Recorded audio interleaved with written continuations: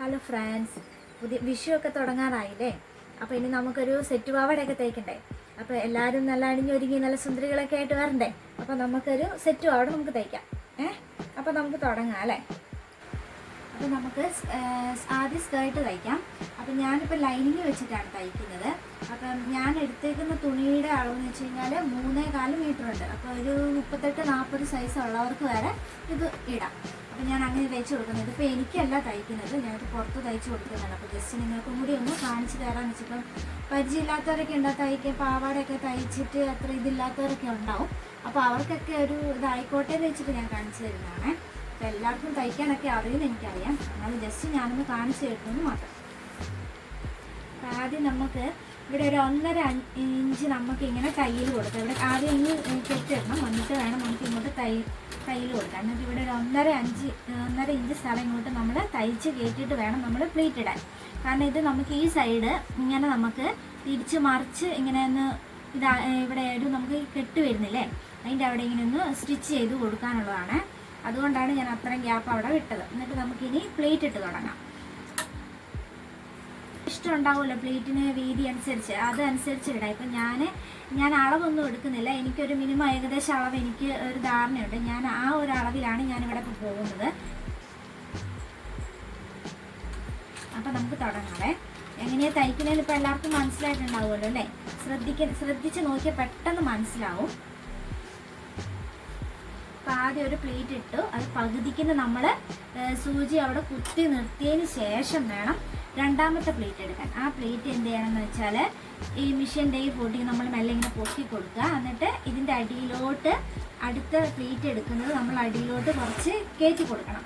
ഇങ്ങനെ കയറ്റി കൊടുത്ത് അങ്ങനെ വേണം നമ്മൾ തയ്ക്കാൻ. അപ്പം നല്ല വൃത്തിയായിട്ട് ഞൊരുവ് നല്ല നമുക്ക് തേച്ച് ചെയ്യുമ്പോൾ നല്ല രീതിയിൽ നമുക്ക് കിട്ടും. അതിന് വേണ്ടിയാണ്.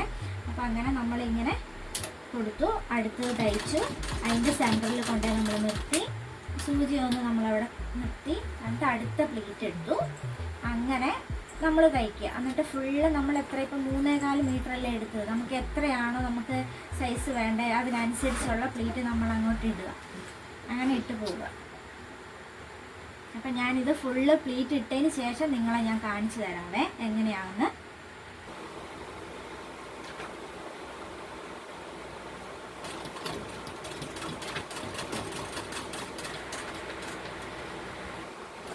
നമ്മൾ പാവാട പ്ലേറ്റ് ഇട്ട് കഴിഞ്ഞു.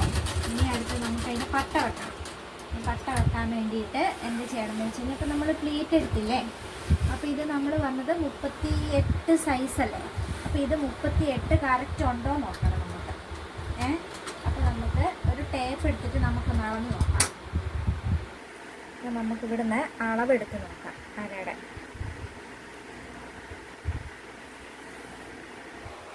അപ്പോൾ നമുക്ക് വൃത്തി ഇവിടെ 38 കിട്ടിയിട്ടുണ്ട്. അപ്പോൾ നമുക്ക് ഇനി അടുത്തത് പട്ട നമുക്ക് തയ്ക്കണമല്ലോ. അപ്പോൾ പട്ട നമുക്ക് കട്ട് ചെയ്യാം. അപ്പോൾ നമ്മൾ പട്ട കട്ട് ചെയ്ത് എടുത്തിട്ടുണ്ട് ആ സൈസിനനുസരിച്ച്. അപ്പോൾ നമുക്ക് ഈ 2 സൈഡും ഒന്ന് നമുക്ക് മടക്കി തയ്ക്കാം. ചെറുതായിട്ടൊന്ന് ഇങ്ങനെ ഒന്ന് മടക്കി തയ്ച്ചു കൊടുക്കണം.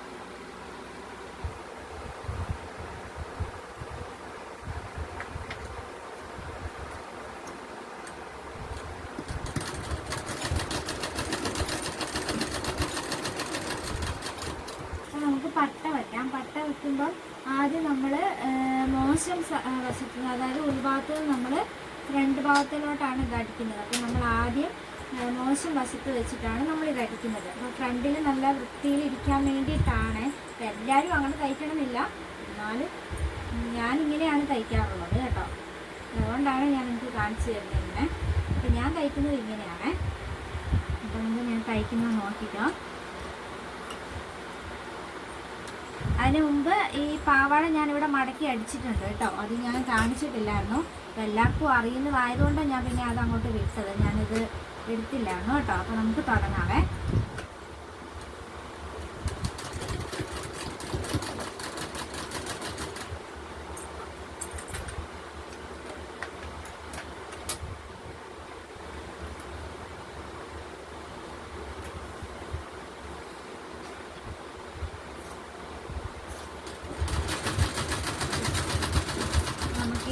പട്ട ഞാൻ ഫുള്ള് വെച്ചിട്ട് കാണിച്ചു തരാം നിങ്ങളെ കേട്ടോ.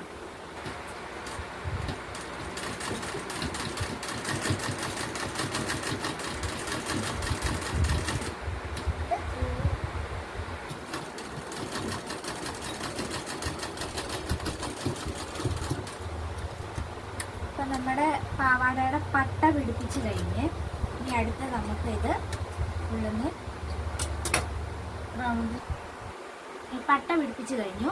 ഇനി അടുത്ത് നമുക്ക് ഈ രണ്ട് സൈഡും കൂടി നമുക്കൊന്ന് ക്ലോസ് ചെയ്ത് അടിച്ചിട്ട് ഞാൻ നിങ്ങളെ കാണിച്ചു തരാവേ. ഞാൻ പാവാട നമ്മൾ തയ്ച്ച് കഴിഞ്ഞു. അപ്പം ഞാൻ ബാൻഡും വെച്ച് അതിൻ്റെ നാടയും കൂടി ആക്കിയിട്ടുണ്ട്. ഈ നാടയ്ക്ക് ഞാൻ ചെറിയൊരു ചെണ്ടും പിടിപ്പിച്ച് കൊടുത്തിട്ടുണ്ട് കേട്ടോ. ഇപ്പം ഒരു പാവാട എങ്ങനെ തയ്ക്കേണ്ടതെന്ന് എല്ലാവർക്കും മനസ്സിലായിട്ടുണ്ടാവുമല്ലോ അല്ലേ.